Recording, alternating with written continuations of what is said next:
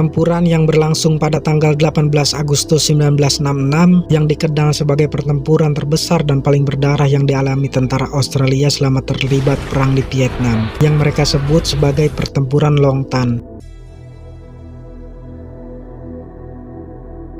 Dan film yang diambil dari kisah nyata ini menceritakan tentara Australia yang kalah jumlah, di mana hanya ada 108 tentara yang menghadapi 2.500 lebih tentara Vietnam Utara, berlokasi di perkebunan karet yang begitu luas di dekat Long Tan, Vietnam Selatan. Dan inilah ceritanya. Berawal ketika pasukan artileri New Zealand membombardir tentara Vietnam Utara di sebuah hutan. Dan terlihat kedatangan pasukan tambahan berasal dari wajib militer Australia, yang rata-rata umur mereka baru 20 tahun dan belum pernah terjun ke medan perang. Singkat cerita, di markas Australia dan New Zealand yang pada malam itu sedang mendapat serangan artileri Vietnam Utara. Seorang mayor bernama Harry segera menyuruh pasukannya untuk berlindung. Ia pun menghubungi markas pusat untuk melacak titik koordinat musuh dan langsung menemukannya. Mereka pun segera melakukan serangan balik dengan tembakan artilerinya ke titik lokasi pasukan Vietnam Utara. Ketika yang lain sedang bersiaga, seorang prajurit malah asik-asikan bersantai. Tanpa gak disengaja, ia menarik pelatuk senapannya yang mengakibatkan Mayor Harry marah-marah.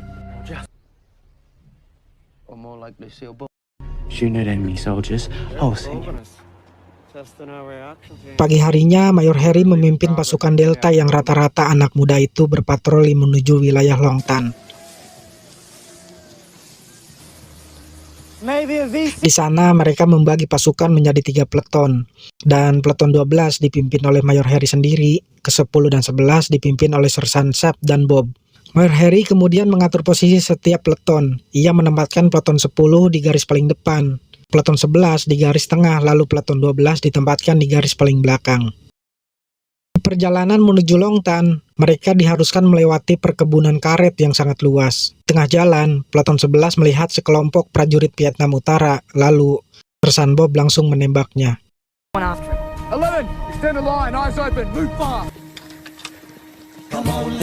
Peleton 11 pun segera maju mengejarnya, namun sepertinya ada keanehan. Di tempat tadi, gak terdapat satupun Viet Cong.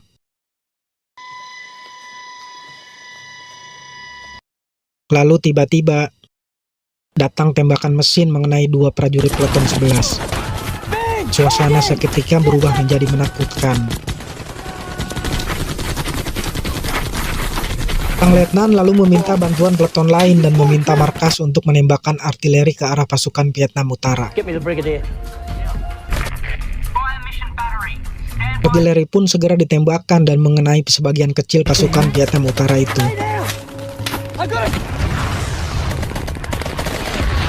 Dan di sisi lain, peleton 10 mulai bergerak ke arah peleton 11. Namun, mereka juga dihadang pasukan Vietnam Utara yang berjumlah lebih banyak.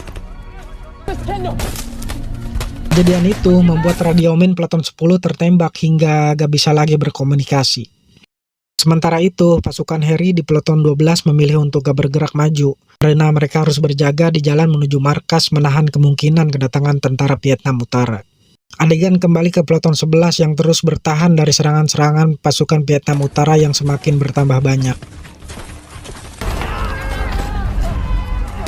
Mereka dikepung dari berbagai arah yang membuat seorang prajurit tewas disusul salah satu komandan mereka, yaitu Letnan Sap juga tewas seketika.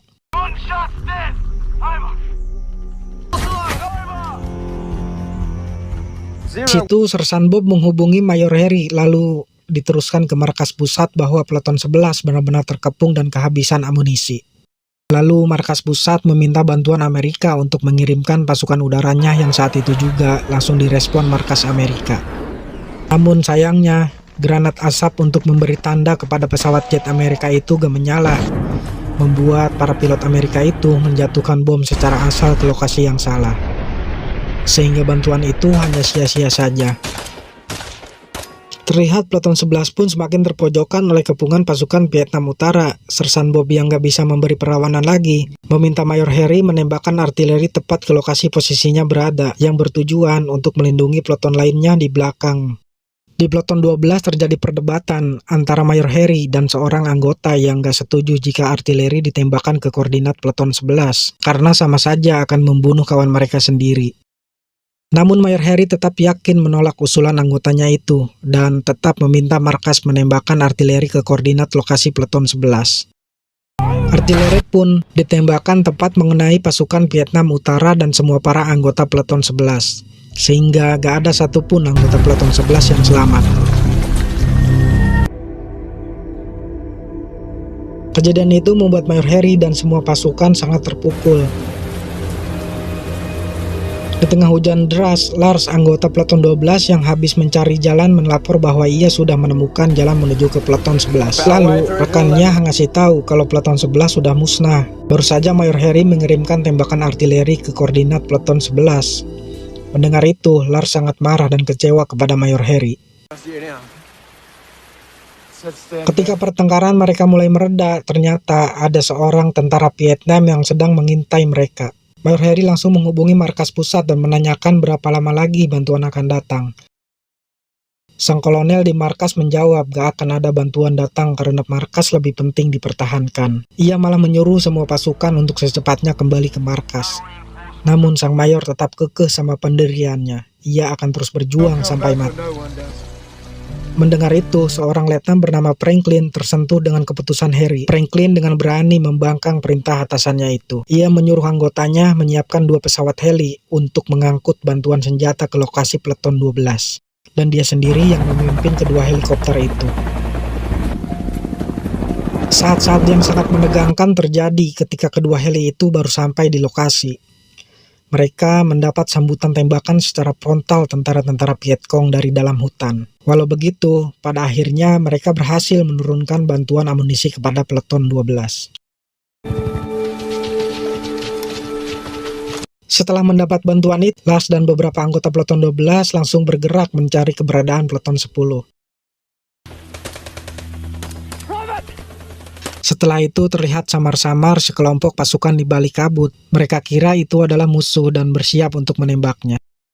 Beruntung salah satu anggota Peleton 12 berteriak dan memberi kode jika itu adalah teman. Dan ternyata itu adalah Sersan Bob. Dan sebagian anggota Peleton 11 yang ternyata masih selamat dari gempuran artileri.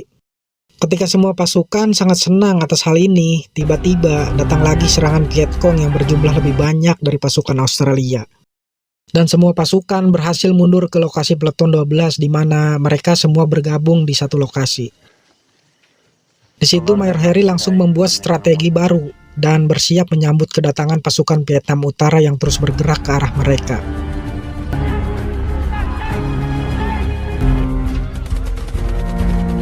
Dan terjadi kembali pertempuran sengit.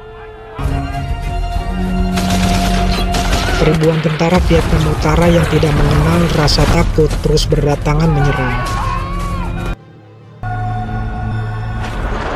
Di saat berlangsungnya pertempuran, prajurit Lars tewas terkena headshot. Banyaknya jumlah pasukan Vietcong ini membuat Mayor Harry dan pasukannya sangat kewalahan. Sementara itu, dari markas Kolonel Thompson mulai mengerahkan bantuan pasukan tank ke lokasi pertempuran.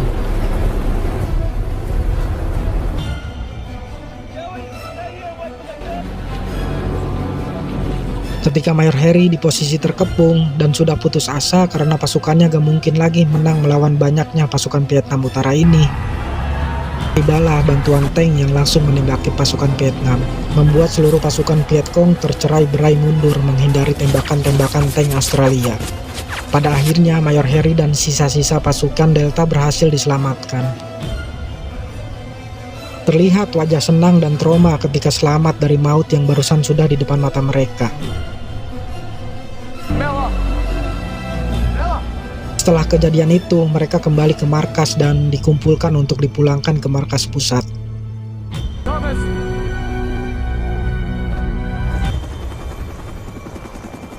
Diawali jasad-jasad prajurit yang gugur mulai diangkut menggunakan pesawat heli. Beberapa tahun kemudian, terlihat di lokasi pertempuran dibangun sebuah monumen untuk mengenang semua prajurit yang gugur. Dan di kedua belah pihak pun saling menyatakan kemenangan. Lalu film pun